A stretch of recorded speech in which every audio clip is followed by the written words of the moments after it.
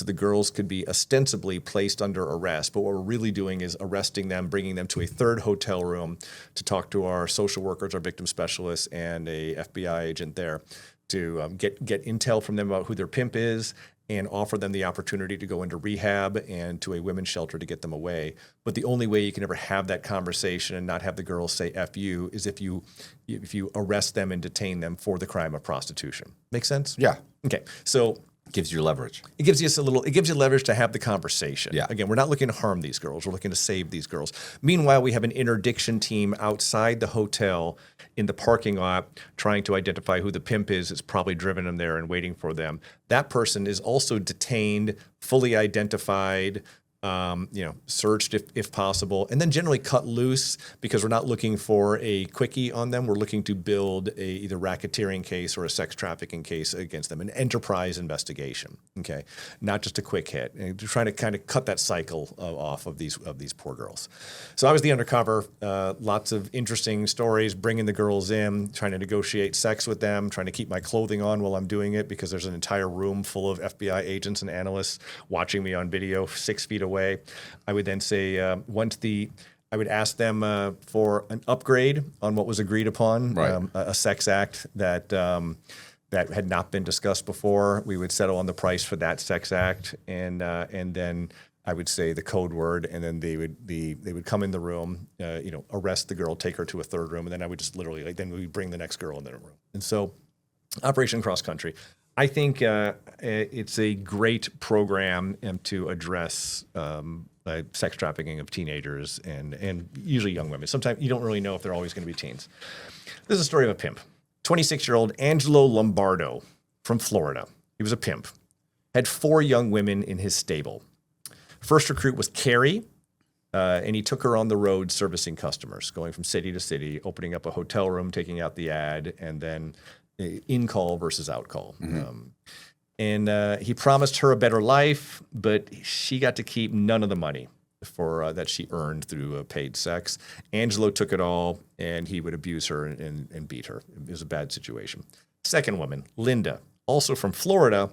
Angelo told Linda that if she didn't do what he wanted, she would never see her family again.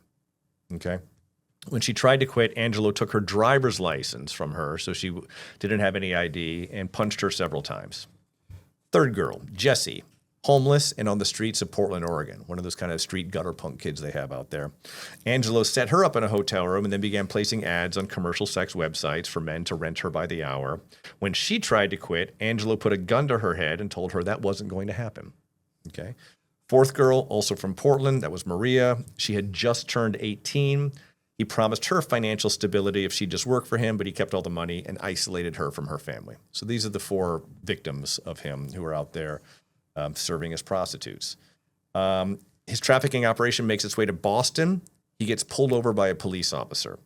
An on-the-ball officer sees this for what it is, and he separates the girls from Angelo for questioning. Like, call in another car. Angelo, go sit in that police car. And then the girls are separated and interviewed. And they told the story. They told the truth of their sex enslavement. They saw this as an opportunity to get away from Angelo. And they gave the address of the nearby hotel in Revere, Massachusetts, where Angelo had made his headquarters during their stay. Right. Okay. Police arrest Angelo, who had $3,000 cash in his pocket at the time. And they loop in the FBI because they see this as not just a simple arrest of a pimp, but an interstate sex trafficking operation with women essentially being held against their will. Right. Okay. Search warrant of Angelo's hotel room finds a handgun with a laser sight and a completely full large capacity magazine. This is a problem, Matt Cox. Can you imagine why? Why does he have why is his gun a particular problem? Because he's a convicted felon. Oh, okay. Okay, and so we got felon with he's using it to to control them. Clearly. So we got charges: conspiracy to commit sex trafficking by force and being a felon in possession of a firearm. The truthful testimony of these 4 girls is critical to his decision to plead guilty. These girls were very brave when push came to shove. Why was he? I'm wondering. He's going from city to city. Yeah. Why is that? Is it because he feels like he? That's not unusual. These guys go on tour with these girls, and And I think they feel that if it wanna keeps stay them in one. moving, it keeps Yeah. them moving, and they could burn out the clientele in Jacksonville and go to Tampa and have a whole new set of like horn dog dudes who this is their thing. Yeah, I'm wondering if they figure if I move every 2 weeks, it doesn't give the police enough time. I think that's true too. Okay. I think that 100% true. And I know when I did my Operation Cross Country, a few of these girls were out of towners on tour. Yeah, and some of them are ready for the help, getting help, while others are not. And but let's get back to Angelo. It's time for his sentencing. He's got these 4 poor girls, each one with a terrifying story of their own. And we have a lot of interstate sex trafficking. How much time are you going to give him for all the marbles, Matt Cox? Again, don't forget the felon in possession of a firearm thing. I think 25 years. 25 years? Yeah.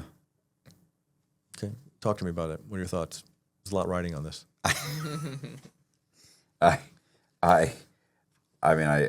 It's I don't know if they really didn't hit him like kidnapping, but it's sex trafficking, right? It's sex trafficking. Yeah, It's and definitely it's- not kidnapping. Yeah, but I feel like there's a lot of enhancements here. You know, so I think 25 years seems reasonable.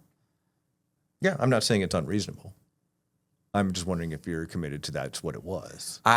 Listen, I'd have to hit it on the head to win this thing. Yeah, I'm yeah. 25 years, might as well go to it. I'm not going to hit it on the head. So 25 years and he pled guilty. Like, Yeah, that's something. You get a discount for that, don't you? yeah. Yeah, I mean, he saved the government a cost of a trial with 4 witnesses who probably, they're willing to testify. They're certainly not excited about it. And and let's call it what it is. These girls probably have some baggage. Yeah. I knew a guy who was in my unit who he had like 5 or 6 girls that were staying at his house. He says they were staying because another guy had dropped them off there, and he was just letting them stay there. But he pled guilty to 25 years.